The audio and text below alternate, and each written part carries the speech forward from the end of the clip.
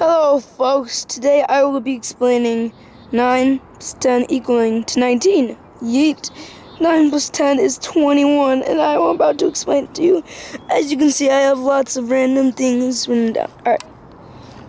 9 plus 10 flipped over is 6 plus 1. 6 plus 1 is 7. 7 times 3 is 21.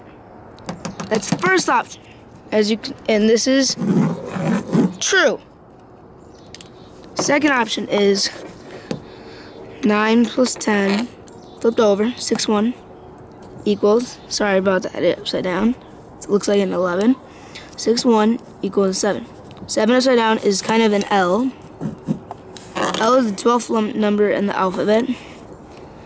So 12 plus 9 is 21.